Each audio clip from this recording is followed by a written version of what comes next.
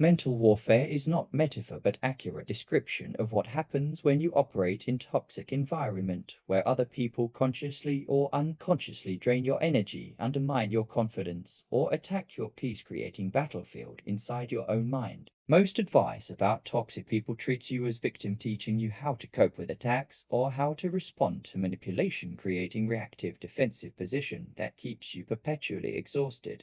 Mental warfare approach is different. It teaches you strategic offensive and defensive capabilities that transform you from target into fortress, creating life where toxic people cannot reach you, not because you hide from them, but because you have built impenetrable psychological defenses and developed capacity to engage on your terms, not theirs.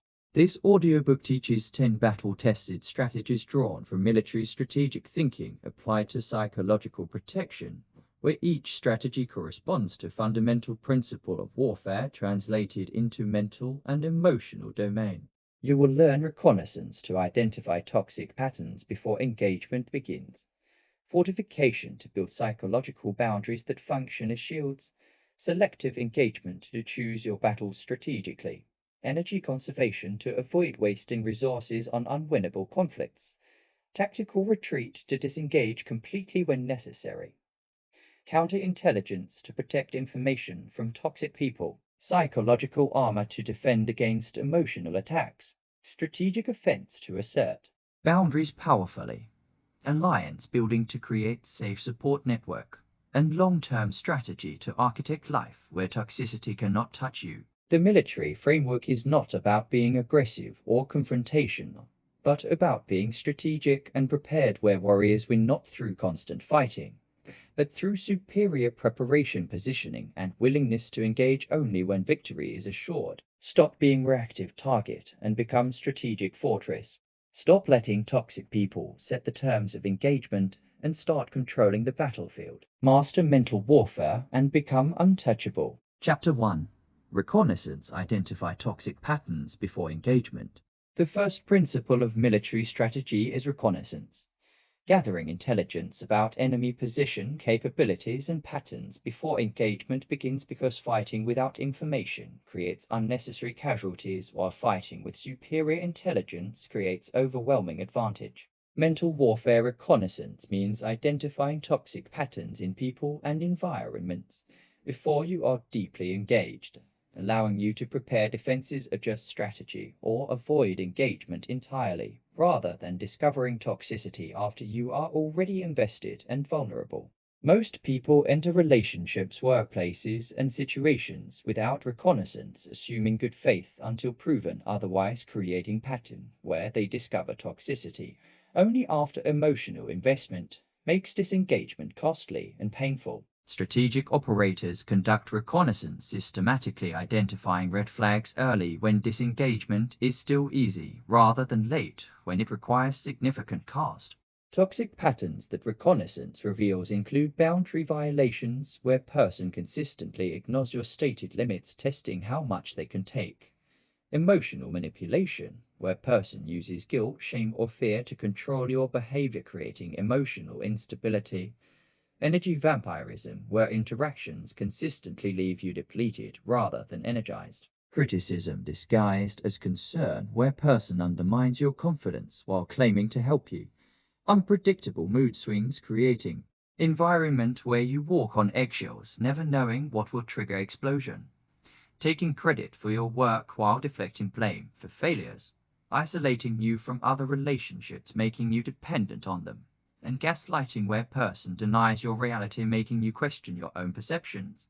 These patterns appear early in relationships and environments, but most people dismiss early warning signs as exceptions or misunderstandings, rather than treating them as reconnaissance data about person's fundamental operating system.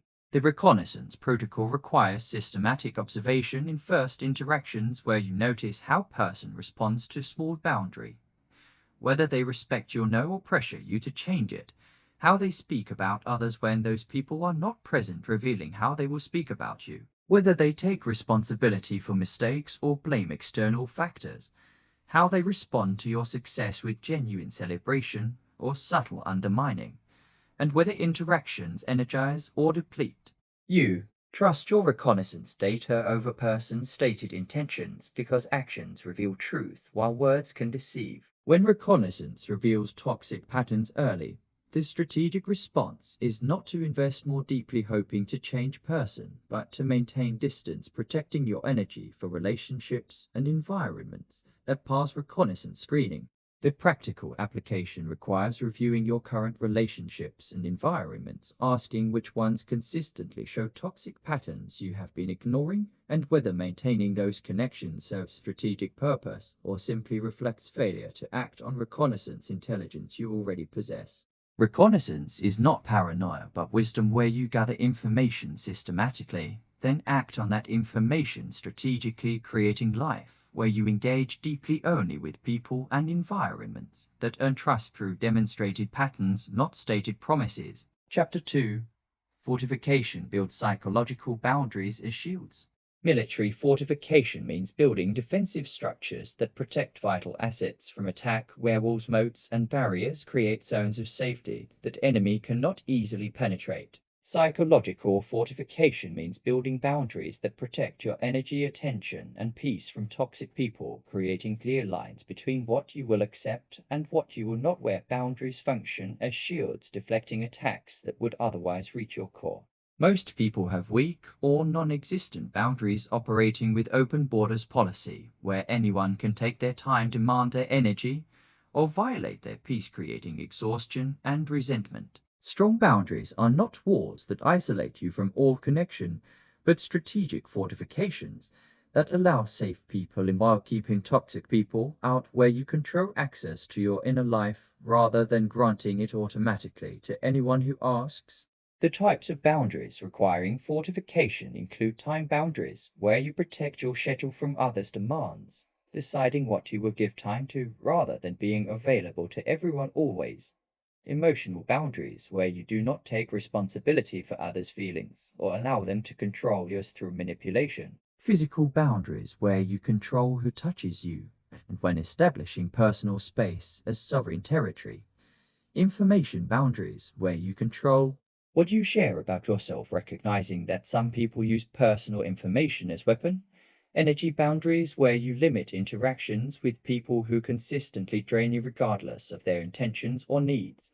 And value boundaries, where you refuse to participate in activities that contradict your principles even when pressured. Each boundary type requires fortification through clear communication and consistent enforcement, where you state your boundary simply, without over-explaining, then maintain it regardless of pressure, pushback, or guilt trips. The fortification process begins with boundary identification, where you notice where you feel consistently violated, drained, or resentful, because these feelings indicate missing or weak boundaries requiring construction. Boundary statement, where you communicate boundary clearly using simple, direct language, such as I do not discuss my personal life at work, or I am not available for phone calls after 8 p.m., or I do not lend money to friends without clear repayment terms. Boundary enforcement, where you maintain boundary when tested, refusing to negotiate or make exceptions that would weaken fortification, because boundaries that bend under pressure become meaningless. Consequence implementation, where you follow through on stated consequences when boundaries are violated, such as leaving conversation, ending relationship, or limiting contact, because consequences without follow-through train others that your boundaries are optional. The practical application requires identifying 3 areas where you currently lack boundaries or have weak boundaries that others consistently violate, and constructing clear boundaries in those areas, stating them directly to relevant people, and committing to enforcement regardless of their response. Fortification is not aggression but protection, where strong boundaries create safety, allowing you to engage with world from a position of strength rather than perpetual defensiveness, because you have built structures that protect what matters most. Chapter 3. Selective engagement. Choose your battles strategically.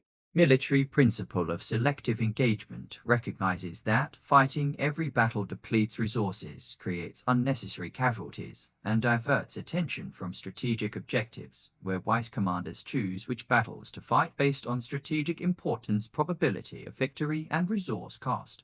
Mental warfare selective engagement means choosing which toxic behaviors to address, which to ignore, and which to use as triggers for disengagement, rather than treating every provocation as requiring response. Most people engage reactively, fighting every battle they encounter, defending against every criticism, responding to every manipulation, creating exhaustion that serves toxic person's goal of keeping you depleted and reactive. Strategic operators engage selectively, choosing battles where engagement serves their interests, while ignoring or withdrawing from engagements that serve only to drain their energy. The selective engagement framework requires asking for questions before engaging with toxic behavior. Does this behavior affect something I truly care about, or is it merely annoying where you fight only for what matters, not for every irritation? Can I win this engagement, or will it simply create ongoing conflict where you engage only when victory is possible or necessary? Will engaging cost more energy than ignoring would, where sometimes ignoring is cheaper than fighting? Does this person have capacity to change, or will engagement be futile, where you do not waste energy trying to change people who cannot or will not change? When answers indicate engagement is strategic, you prepare thoroughly, choose optimal timing, and engage decisively with clear objective. When answers indicate engagement is not strategic, you either ignore behavior completely, allowing it to pass without reaction, or use it as information about person's character, informing future decisions about relationship depth. Common battles not worth fighting include proving you are right to someone invested in being right themselves, where you would spend infinite energy without changing their mind. Defending yourself against baseless accusations, where your defense legitimizes accusation and creates ongoing argument. Trying to make toxic person understand how their behavior affects you, where toxic people either do not care or enjoy the impact. Seeking apology from someone who does not believe they did anything wrong, where you give them power over your peace by needing their acknowledgement. And changing someone's fundamental character through reasoning or pleading, where people change only through their own motivation, not through your arguments. Battles worth fighting include establishing boundaries around behavior that directly harms you or others you protect, defending your reputation when false information affects your livelihood or important relationships, and asserting your right to leave toxic situation when someone tries to trap you. The practical application requires reviewing recent conflicts, asking which battles were strategic and necessary versus which were reactive and draining, then committing to disengage from non-strategic battles even when provoked. Selective engagement is not cowardice, but wisdom, where you conserve energy for battles that matter, refusing to be drawn into every fight toxic people offer, because engaging on their terms means fighting on ground they chose where they have advantage, and you waste resources better invested in building life that makes their toxicity irrelevant. Chapter 4. Energy conservation. Refuse unwinnable conflicts. Military forces that engage in unwinnable conflicts exhaust themselves, achieving nothing, while forces that recognize unwinnable situations and refuse engagement preserve strength for battles they can win. Mental warfare energy conservation means identifying situations where no amount of effort will create desired outcome, then refusing to invest energy in those situations despite pressure, guilt, or hope that more effort might work. Most people waste enormous energy on unwinnable conflicts, trying to make unreasonable people be reasonable, trying to make unavailable people commit, trying to make toxic people treat them well, creating pattern of repeated investment without return that depletes them completely. Strategic operators recognize unwinnable conflicts early, cut their losses, and redirect energy towards situations where effort creates results. Unwinnable conflicts include trying to change someone who does not want to change, where you can provide information, support, and examples, but cannot create motivation that does not exist internally. Seeking validation from someone incapable of providing it, where their incapacity is their limitation, not your failure. Maintaining relationship with someone who has shown through repeated pattern that they will not respect your boundaries, where past behavior predicts future behavior. Winning argument with someone who values being right more than being accurate, where you are playing game you cannot win because rules are rigged, and trying to maintain peace with someone who is committed to conflict, where their need for drama will create problems regardless of your efforts. Each unwinnable conflict has warning signs. Repeated cycles where same problem occurs despite your efforts. Feeling like you are working harder than other person to maintain relationship. Noticing that progress is temporary and patterns return, and experiencing depletion without corresponding growth or improvement in situation. The Energy Conservation Protocol requires conflict assessment where you examine current conflicts, asking whether situation has potential to improve or whether you are repeating failed strategies hoping for different results. Pattern recognition, where you identify whether this is new situation requiring effort or repeated pattern where previous effort failed. Loss acceptance, where you acknowledge that some situations cannot be won and continuing to fight costs more than walking away saves. Energy redirection, where you consciously move energy from unwinnable conflict to situations where effort creates results such as relationships that reciprocate, boundaries that hold, or goals within your control. The practical application requires identifying one current situation where you are investing significant energy without corresponding results, asking honestly whether the situation is winnable or whether you are caught in unwinnable conflict, avoiding the difficult decision to disengage. Energy conservation is not giving up on everything hard, but recognizing difference between hard work that eventually succeeds and futile work that never will, where strategic operators fight hard for winnable battles and refuse to fight at all for unwinnable ones, preserving energy for what actually matters and what they can actually change. Chapter 5. Tactical retreat. Disengage completely when necessary. Military tactical retreat is not defeat, but strategic maneuver where forces withdraw from untenable position to preserve strength, regroup, and choose better ground for future engagement. Mental warfare tactical retreat means completely disengaging from toxic person or environment when continued engagement would only cause harm, creating clean break that protects your energy and allows you to rebuild from safe position.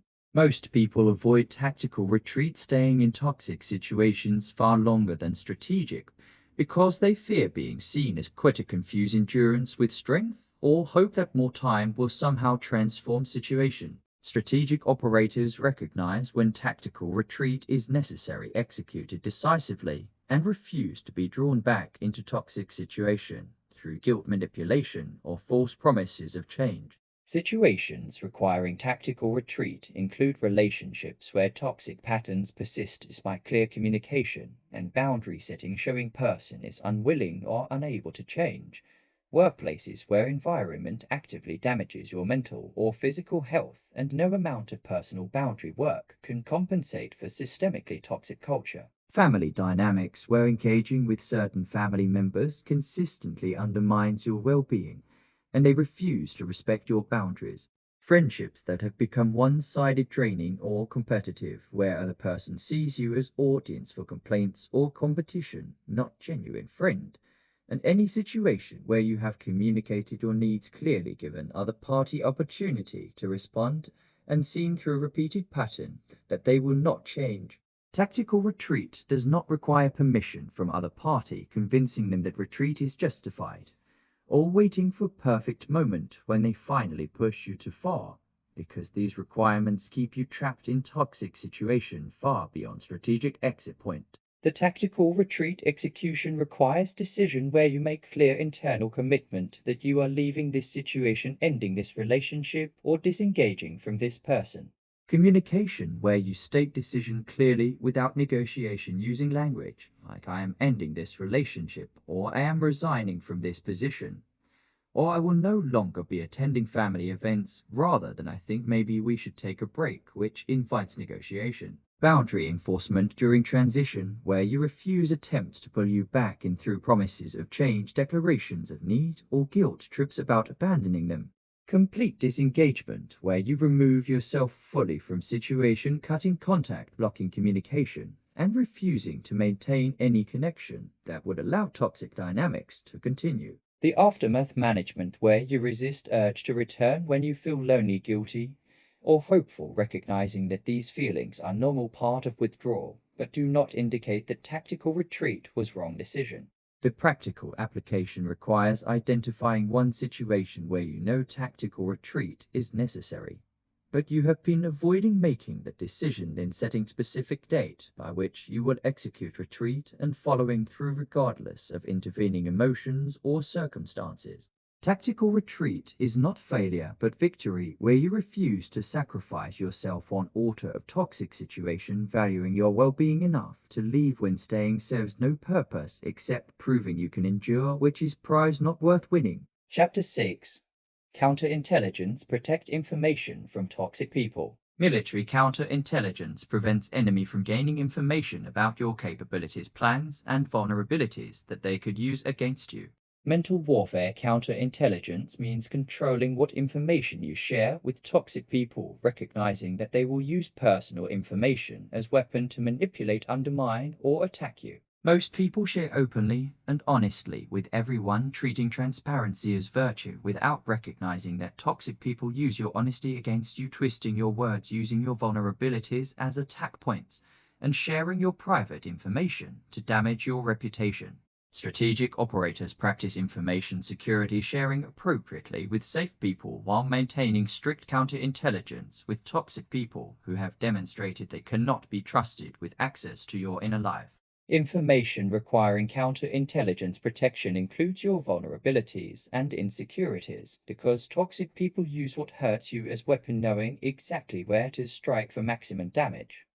Your plans and goals, because toxic people either sabotage your success or claim credit for achievements. Your relationships and support network, because toxic people attempt to isolate you by poisoning other relationships. Your boundaries and limits, because toxic people use knowledge of your boundaries to find ways around them, or pressure points to make you compromise. Your past mistakes and failures, because toxic people use your history to shame you or prove you are unworthy. And your current challenges or struggles, because toxic people exploit your weakness rather than support you through difficulty. Counterintelligence does not mean lying about these areas, but rather exercising strategic silence, choosing not to share information that could be weaponized against you. The counterintelligence implementation requires information classification, where you categorize people in your life as cleared for full information sharing, cleared for limited information sharing, or requiring strict information security. Response protocols, where you develop standard responses to invasive questions such as "I prefer not to discuss that," or "that is private," rather than feeling obligated to answer every question asked. Compartmentalization, where you share different information with different people rather than assuming everyone needs to know everything about you. Verification before sharing, where you ask yourself whether this person has earned right to this information through demonstrated trustworthiness, or whether you are sharing from habit, social pressure, or desire to be seen as open. The practical application requires identifying people in your life who have used your information against you, then implementing strict counterintelligence with those people refusing to share personal information, regardless of how normal or friendly the asking seems. Counterintelligence is not paranoia, but pattern recognition, where you notice who protects information you share versus who weaponizes it, then adjusting information sharing accordingly, creating safety through selective disclosure rather than universal transparency that leaves you perpetually vulnerable to those who use honesty as weakness to exploit. Chapter 7. Psychological armor defend against emotional attacks. Military armor protects soldiers from physical attacks, allowing them to remain effective under fire. Psychological armor protects you from emotional attacks, allowing you to maintain clarity, stability, and effectiveness when toxic people attempt to trigger hurt, anger, or shame. Most people have minimal psychological armor, operating emotionally naked in toxic environments, where every criticism triggers self-doubt, every manipulation creates guilt, and every attack creates emotional wound requiring long recovery. Strategic operators develop thick psychological armor, not by becoming unfeeling, but by developing capacity to recognize and deflect emotional attacks before they reach vulnerable core, where attack is recognized as tactic, not truth, creating immunity to manipulation. The psychological armor components include emotional regulation capacity, where you can feel triggered without acting on trigger, maintaining rational response despite emotional activation. Cognitive reframing ability, where you can interpret toxic behavior as information about toxic person rather than truth about you, recognizing that person who attacks you is revealing their character, not defining yours. Self-trust foundation, where you know your worth independently of others' opinions, making external criticism unable to shake internal confidence. Values clarity, where you know what you stand for, making impossible for others to shame you for living according to your principles.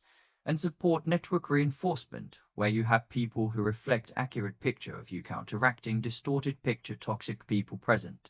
Each component strengthens overall armor, creating layered defense, where attack that penetrates one layer is stopped by another, preventing toxic input from reaching undefended core. The armor maintenance requires daily practice of grounding in your values, reminding yourself who you are and what you stand for, before engaging with potentially toxic people, creating stable foundation that external attacks cannot shake. Emotional check-ins, where you notice when you are becoming activated by toxic person's behavior, creating space between trigger and response rather than reacting automatically. Cognitive defenses, where you actively challenge toxic person's narrative about you, asking whether their criticism is accurate feedback or manipulation tactic, and whether source is credible or compromised. Decontamination rituals after toxic interactions, where you consciously release absorbed negativity through physical activity, journaling, talking with safe person, or explicit reminder that toxic person's attacks are not truth but tactics. The practical application requires identifying your most vulnerable points, where toxic people's attacks penetrate your defenses most easily, then deliberately strengthening armor in those specific areas through the component practices until attacks that previously wounded you bounce off without creating lasting damage. Psychological armor allows you to engage with toxic people when necessary without being destroyed by interaction, maintaining your stability and clarity while they attempt to destabilize and confuse, recognizing that person who can remain calm while under attack has already won, because toxic person's power comes from your reaction, not from their action. Chapter 8. Strategic offense. Assert boundaries with power. Military offense is not random aggression, but calculated action to achieve specific objective using overwhelming force at decisive point. Mental warfare. Strategic offense means asserting your boundaries with clarity, conviction, and power when toxic people violate them, using decisive action that makes consequence of violation unmistakable. Most people defend their boundaries apologetically, explaining, over-justifying, or softening their assertions, making boundaries appear negotiable and inviting continued violation. Strategic operators assert boundaries as non-negotiable facts delivered with calm certainty that communicates this is how it is, not this is what I would prefer, where the frame is not open for debate. Strategic offense execution requires clarity about your boundary, knowing exactly what behavior you will not accept and what consequence follows violation. Timing, where you address violation immediately rather than allowing pattern to establish. Directness, where you state boundary and consequence without softening language, apology, or justification, using statements like, when you interrupt me, I will end the conversation, or I do not accept being spoken to that way and will leave if it continues. And follow through, where you implement stated consequence immediately when boundary is violated, again demonstrating that your words are commitments, not threats. The offense is not about punishing other person, but about defending your territory, making unmistakably clear that certain behaviors will not be tolerated in relationship with you regardless of their reasons, explanations, or justifications. Common boundary violations requiring strategic offense include being interrupted or spoken over, where you stop talking mid-sentence and state, I will continue, when you can listen without interrupting.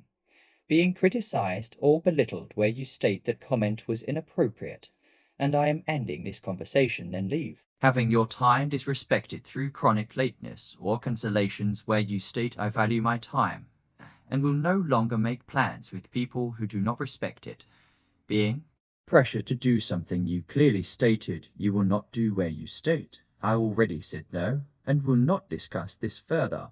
And having personal information shared without permission, where you state you violated my privacy and I will no longer share personal information with you. Each offense is proportional to violation, using minimum force necessary to defend boundary but using it decisively without hesitation.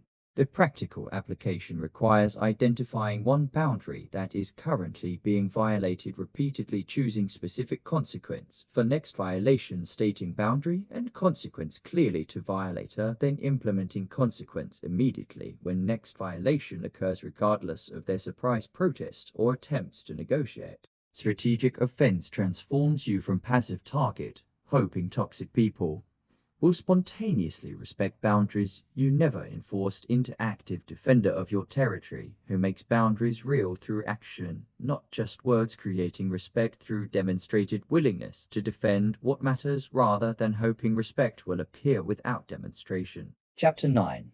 Alliance building creates safe support network. Military forces build alliances with friendly powers, creating network of mutual support that provides resources, backup, and strategic advantage against common threats. Mental warfare alliance building means deliberately cultivating relationships with psychologically healthy people who support your well-being, creating network that counteracts toxic influences and provides safe space for authentic connection. Most people allow relationships to form, passively accepting whoever appears in their life without strategic consideration of whether those people contribute to or detract from their mental health. Strategic operators build alliances, intentionally identifying people who demonstrate healthy patterns, then investing in those relationships, while limiting investment in relationships that drain or damage. Healthy alliance characteristics include reciprocity, where both people invest in relationship, contributing energy, support, and care, rather than one person always giving and other always taking. Respect for boundaries, where person accepts your limits without pressure, manipulation, or punishment. Consistency, where person's behavior is predictable and reliable, not cycling between closeness and distance. Emotional safety, where you can be authentic without fear of judgment, exploitation, or attack. And genuine celebration of your success, where person is happy when good things happen to you rather than competitive or undermining. These characteristics reveal whether person is safe alliance or potential threat to your well-being, where safe alliances strengthen your defenses while toxic connections undermine them. The alliance building process requires relationship audit, where you examine current relationships, asking which ones demonstrate healthy characteristics versus which ones create depletion, conflict, or insecurity. Strategic investment, where you consciously increase time, energy, and vulnerability with people who have proven through consistent pattern that they are safe alliances. Cultivation practices, where you maintain alliances through regular contact, mutual support, and explicit appreciation, recognizing that healthy relationships require tending. Boundary maintenance, even with allies, where you protect your energy and maintain your sovereignty, even in healthy relationships, recognizing that even safe people can make mistakes or have bad days, but pattern over time determines alliance strength. The practical application requires identifying 3 people who demonstrate healthy alliance characteristics, then deliberately deepening those relationships through increased contact, shared activities, and vulnerable conversation, while simultaneously reducing investment in relationships that drain you, even if those relationships are long-standing or socially expected. Alliance building creates psychological safety net, where you have people who genuinely support you, making toxic people's attacks less damaging. Because you have competing positive input that counteracts negative input, where toxic person says you are worthless and alliance says you are valuable, and you have evidence to determine which voice tells truth. Chapter 10. Long-term strategy architect life, where toxicity cannot reach you. Military long-term strategy focuses not on winning individual battles, but on positioning forces so decisively that victory becomes inevitable regardless of opponents' actions. Mental warfare long-term strategy means architecting your life so thoroughly around health, boundaries, and values that toxic people cannot reach you, not because you are constantly defending, but because your life structure makes you inaccessible to toxicity. Most people focus on tactical responses to toxic people, learning better comebacks, stronger boundaries, or clever strategies, without addressing strategic reality that they are positioned in fundamentally toxic environment, where no amount of tactical skill can compensate for strategic vulnerability. Strategic operators build lives where toxicity is structurally excluded through career choices, living situations, relationship standards, and daily practices that create fortress existence where toxic people either cannot enter or cannot survive in environment you have created. Long-term strategic positioning includes career choices where you select work environments that value health boundaries and respect over toxic cultures that reward manipulation, competition, and boundary violation. Living situation where you choose where and with whom you live based on psychological health criteria, not just convenience or cost. Relationship standards where you have clear non-negotiable criteria for who gets access to your time, energy, and inner life. Financial independence where you build enough resources that you are not trapped in toxic situations by economic necessity. Skill development where you build capabilities that give you options and mobility if current situation becomes toxic. And value-aligned community where you surround yourself with people who share your principles, creating culture that naturally excludes toxic patterns. Each strategic element creates layer of protection where even if one layer fails, others remain, maintaining your overall fortress against toxicity. The long-term strategic implementation requires vision development where you clearly define what psychologically healthy life looks like for you, including work, relationships, living situation, and daily rhythms. Gap analysis where you honestly assess distance between current reality and healthy vision, identifying specific changes needed. Prioritized action plan where you identify which changes are most urgent and feasible, beginning with changes you can implement immediately while planning for larger changes requiring time. Resource allocation where you invest time, money, and energy in building healthy life structure rather than spending those resources managing toxic situations. Progress tracking where you regularly assess whether you are moving toward healthy vision or remaining stuck in toxic patterns, making course corrections as needed. The practical application requires writing detailed description of your life 5 years from now if you successfully implemented all strategic positioning elements, then identifying one change you can make in next 30 days that moves you toward that vision, whether changing jobs, ending toxic relationship, moving to different location, or establishing new relationship standard. Long-term strategy recognizes that ultimate victory in mental warfare is not learning to fight better, but positioning yourself so you no longer need to fight, where your life structure naturally excludes toxicity, making toxic people irrelevant to your well-being because they cannot access you, and if they could, they would find environment so incompatible with their patterns that they would leave voluntarily. Mental warfare transforms you from reactive victim of toxic people into strategic architect of protected life, where toxicity cannot reach you. The 10 battle-tested strategies create comprehensive defense system. Reconnaissance identifies toxic patterns before engagement. Fortification builds boundaries as shields. Selective engagement chooses battles strategically. Energy conservation refuses unwinnable conflicts. Tactical retreat disengages completely when necessary. Counterintelligence protects information from weaponization. Psychological armor defends against emotional attacks. Strategic offense asserts boundaries with power. Alliance building creates safe support network. And long-term strategy architects life where toxicity is structurally excluded. The military framework reveals that winning mental warfare requires not constant fighting but superior strategy, where you engage on your terms, not theirs. Fight only battles worth winning, and ultimately position yourself so decisively that toxic people become irrelevant to your life. You are not victim hoping toxic people will change, but warrior building fortress they cannot breach. You are not reactor responding to their attacks, but strategist controlling battlefield conditions. You are not target absorbing damage, but commander deploying overwhelming defensive and offensive capabilities that make attacking you futile and costly. Stop being reactive. Start being strategic. Stop hoping toxic people will change. Start building life they cannot damage. Master mental warfare and become untouchable, not through hiding, but through superior positioning, where toxicity cannot reach you, because you have built fortress that excludes it structurally, making you genuinely psychologically invulnerable through architecture, not luck.